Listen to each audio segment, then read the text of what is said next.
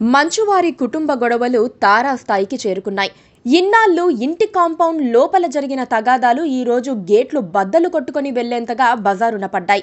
గత 3 రోజులుగా జరుగుతోన్న హై డ్రామాతో తీవ్ర ఫ్రస్ట్రేషన్కు లోనైన మోహన్ బాబు క్షణికావేశంలో మీడియా ప్రతినిధిపై దాడి చేయడం ఇప్పుడు సర్వత్రా చర్చనీయాంశంగా మారింది.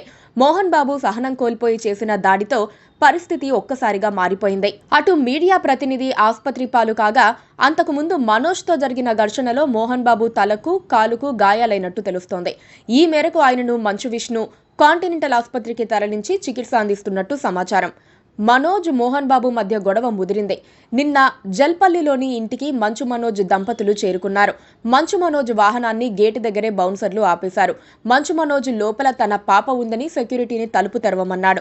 వారు తెరవకపోవడంతో గేటుకున్న అద్దాలను పగలగొట్టి గేటు తోసుకొని లోపలికి వారితో పాటే మీడియా ప్రతినిధులు కూడా లోపలికి వెళ్లారు. లోపలికి వెళ్లిన మీడియాపై మోహన్ బాబు దాడి చేశారు. మీడియాపై మోహన్ బాబు అరాచకం సృష్టించారు.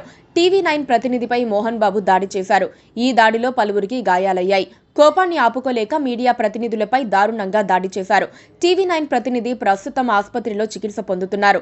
సర్జరీ చేయాల్సిన అవసరం ఉందని వైద్యులు తెలిపారు. మరోవైపు వారి ఇంటి పని మనిషి కొన్ని విషయాలను వెల్లడించింది.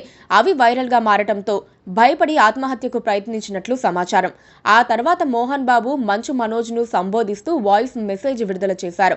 ఎంతో గారాబంగా, ప్రేమతో పెంచుకున్నానని ఒక తండ్రిగా ఆయన ఆవేదనను వ్యక్తం చేశారు. తల్లి ఆసుపత్రి పాలైందని కూడా చెప్పారు. కాసేపటికి మోహన్ బాబు కూడా అస్వస్థతకు గురయ్యారని మంచు విష్ణు ఆయనను కాంటినెంటల్ హాస్పిటల్లో చేర్పించారు. ఇదిలా ఉంటే మంచు కుటుంబ సభ్యులకు రాచకొండ పోలీసులు నోటీసులు జారీ చేశారు. మోహన్ బాబుతో పాటు మంచు విష్ణు, మంచు మనోజ్కు రాచకొండ సిపి సుధీర్ బాబు నోటీసులు జారీ చేశారు.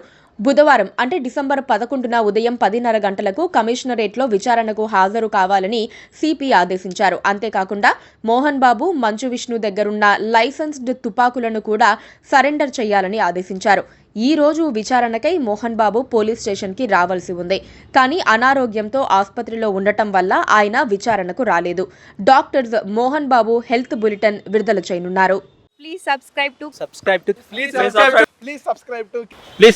KTV Telugu. KTV Telugu. KTV Telugu. KTV Telugu channel.